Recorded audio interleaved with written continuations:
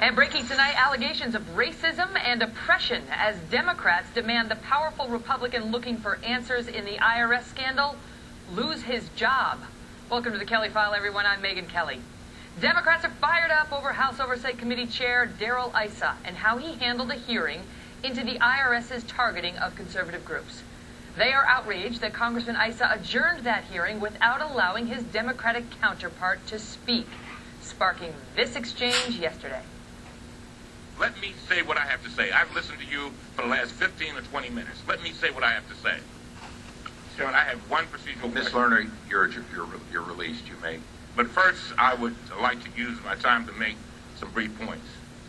For the past year, the central Republican accusation in this investigation, We're adjourned. close it down, collusion directed by one from the White House.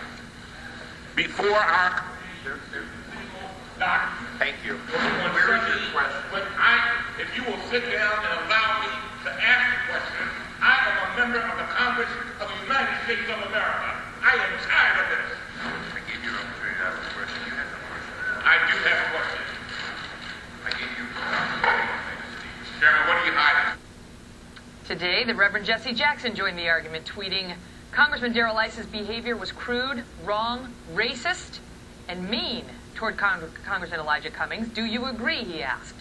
Also today, the chairwoman of the Democratic National Committee, Debbie Wasserman Schultz, compared Chairman Issa's behavior to a dictator in Venezuela and to Russia in Ukraine, oppressing the masses.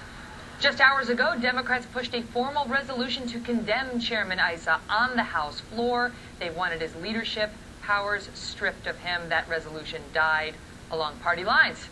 A short time ago this evening, I spoke with Chairman Issa, who maintained that Mr. Cummings had no right to speak since he said this was a hearing that was a continuation of one that began months ago, in which all parties were heard. And wait until you hear what else he said. Mr. Cummings and I both had opening statements 9 months ago. He asked me before the hearing if he would be allowed to make an opening statement. I said, no, this is a continuation of a hearing specifically recessed. I then adjourned the hearing. After I adjourned, Mr. Cummings, in what appears to have been a pre-staged event, then went into this, I have a right to talk, and screaming and so on. I broke no rules. I did exactly what is according to the books. I had a script in front of me that had been approved by the parliamentarian, and I followed it. You know, it's sad. My last Chairman Ed Towns and I were dear friends. We worked well together. Elijah Cummings got this job, quite frankly, by saying he'd be different than Towns and he'd hold me to a stop. He'd keep me from accomplishing anything. The IRS targeted conservative groups and held back their ability for years to get their approvals. I get that, Mr. Chairman. I get that. I apologize for interrupting you, but I have a lot of questions I want to get to. I get the deal with the IRS, that you're looking for answers. But the point is, he was going to make a statement. He's probably going to rip on you. From the beginning of what we heard, he was going to rip on you. But who cares? So let him have his couple of minutes to rip on you. You're a big guy. You can take it. And then you wouldn't have distracted from the issue that you were trying to call attention to. Megyn, anybody would do something over again if they could. But the fact is, I had adjourned the meeting before he asked.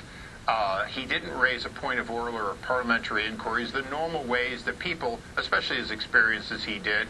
He asked, can I ask a question? I said, we've already adjourned, but go ahead and ask a question. He then went into that diatribe. All right, so you were irritated. You were irritated, but you're saying anybody would like to do it over again. Do you apologize to Congressman Cummings? You know, I broke no rules, and he broke the decorum of the House. But I might mention that several years ago, Henry Waxman pounded a gavel and said he would have me removed because I was pointing out that he was breaking the rules. We didn't launch any sort of a House attempt, and I certainly didn't say that he was somehow anti-Arab American. The fact is that I did things according to the rules. I followed a script, and then Mr. Cummings decided to have quite a hissy fit. The truth is, if he wants to talk, I give him lots of chances to talk, and we're going to have additional hearings on the IRS.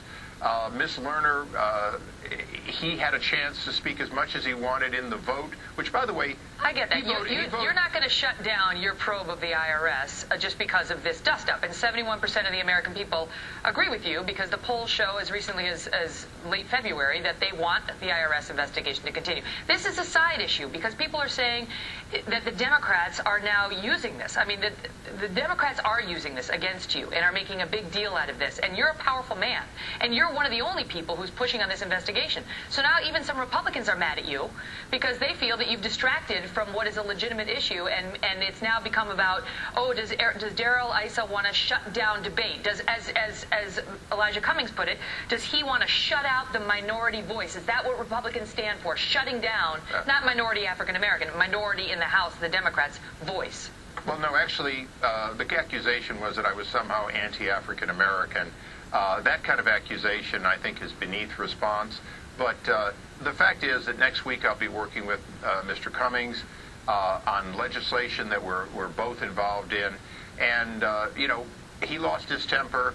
He screamed and yelled after the adjournment. And quite frankly, he had a simple ability to say, I'd like to have a recorded vote on adjournment. I object to adjournment. He didn't do any of that. What? He asked if he could ask a question.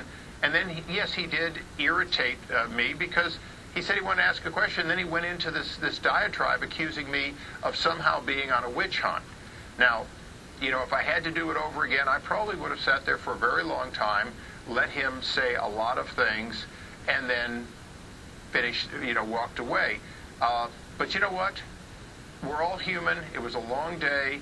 I didn't break any rules. I did everything according to the rules. He wasn't denied any due process.